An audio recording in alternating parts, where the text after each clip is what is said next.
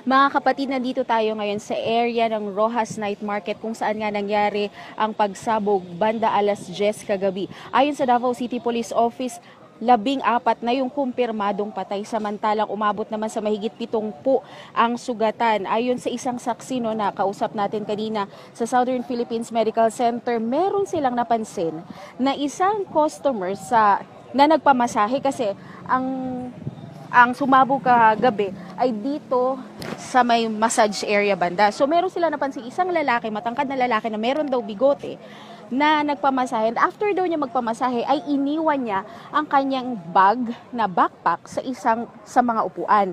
Actually, tinawag pa raw ng mga masahista itong ang customer dahil nga naiwan yung bag. Pero napansin raw nila na nagmamadali itong lalaki. So isa nga raw ito sa mga iniimbestigahan ngayon ng pulisya. Kanina mga kapatid, ng mga bandang alas 4 ng madaling araw, bumisita dito sa blast site mismo si Presidente Rodrigo Duterte at dito niya nga idineklara na naka-lockdown ngayon ang buong Davao City. Actually, mapapansin natin, no, kahit saan, medyo traffic nga sa iba't ibang area ng Davao City dahil kahit saan, halos kada kanto meron ng checkpoint at iniisa-isa yung mga U-box, talagang sinecheck ng mga polis, yung mga motorista, yung mga biyahero, para masiguro nga na wala nang pagsabog na mangyayari pa uli dito sa Davao City. At kanina rin ay dineklara ni Presidente Rodrigo Duterte na under the state of lawless violence na ang buong Pilipinas. Ang ibig daw sabihin nito, hindi to martial law, wala rin siyang binanggit na kasamang curfew dito sa sinasabi niyang state of lawless violence, kundi ang sa kanya lang daw ay hayaan ng mga pulis, ang mga sundalo na i-inspect itong mga gamit natin kapag dumadaan sa mga checkpoints. Ikapkapan tayo para nga daw masiguro na walang mga eksplosibong makakalusot sa otoridad. And kanina rin, after niya ditong bumisita sa site, ay bumisita rin siya kanina sa mga biktima sa Southern Philippines Medical Center. At pinangakuan niya yung mga biktima na wala raw babayaran itong mga biktima dahil sagot lahat ng gobyerno.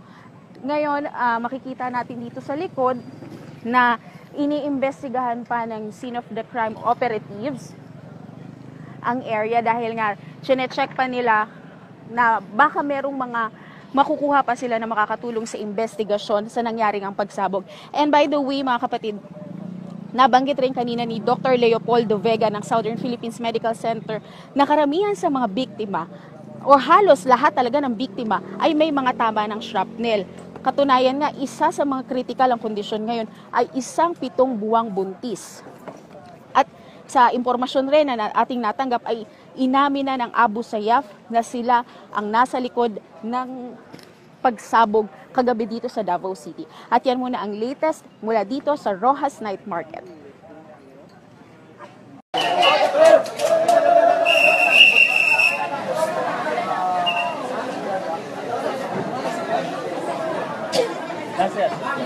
Asya salon.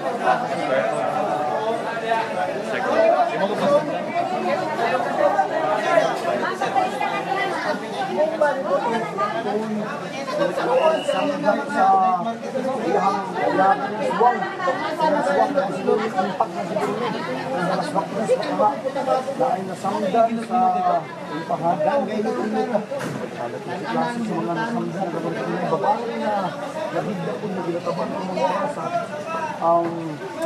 Zunay na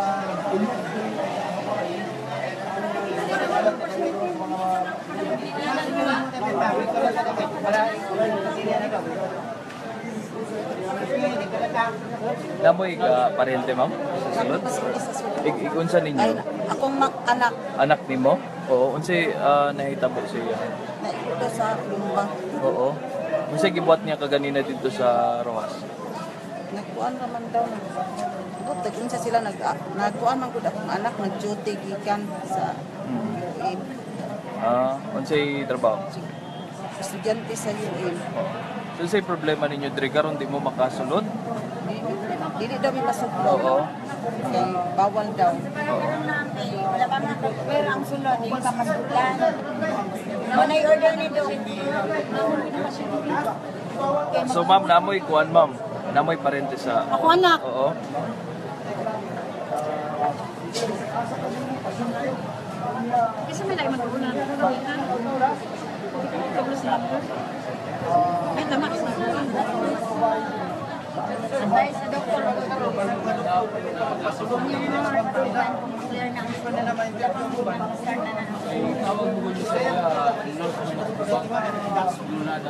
Wala pala yung mga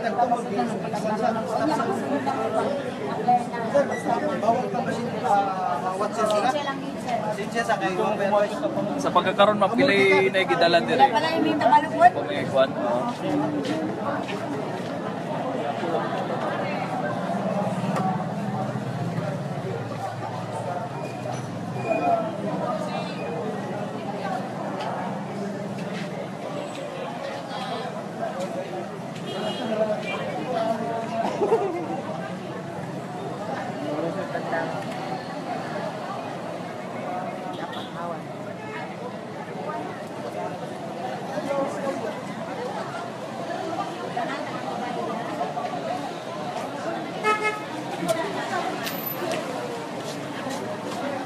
Naman saan eh, ma'am?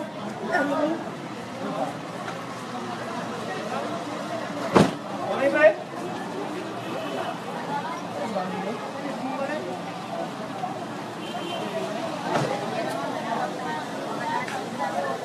Manawag na, manawag bukas.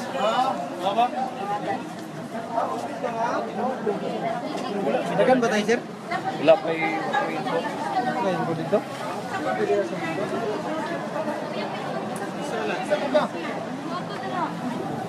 Ito lang kang pwede ng bisita, ma'am. Susunod ko ka na ang pasyente dira. Okay, advice. Dito lang ta sa kawan. Magagi kay magbayad ka Wala pa advice. Bawal pa. Wala yung advice sa doktor. Ang advice sa doktor, karon, ipapasalilan. Tsaka lang din mo. Ay, bawal pa, sir. Yan na. Yan na. So, say kuwan sir, sa advice sa inyo, di ba pasudlan? Papasudlan kay ang tendency man gud manulog tong apil tong mga naingkundan. Oo. Nya magsinamok sa nagtabang mga doktor. Pero manawag lang ko So niya. ang mga doktor naghangyo dili pasudlan kasi Pero kung naay mga unya pa taon ulat lang tani. Ulat lang tani advice sa doktor.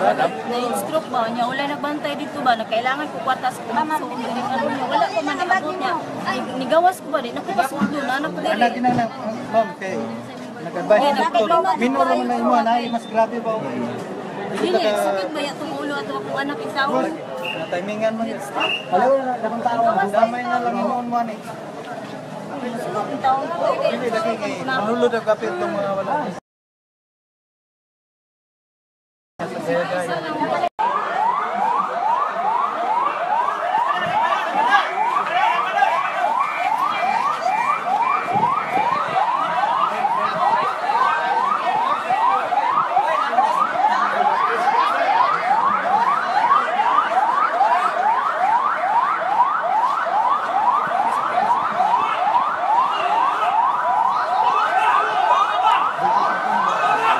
There's a second bomb.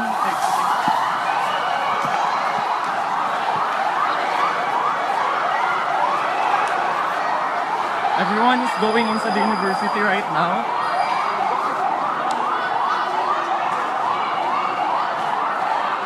Please pray for everyone. I think it's confirmed that there are deaths.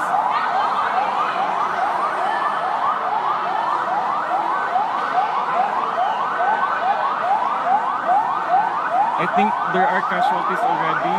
Mga masahista po dun banda, just in front of the blue building.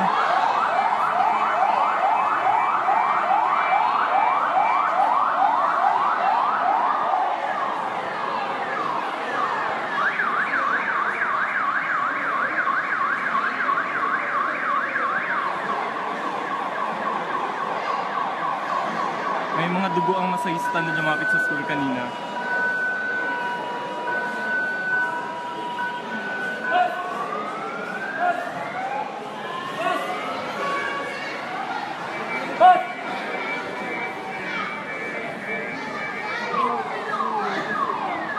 Rojas has been cleared out. I mean of people, but I think there's a second bomb.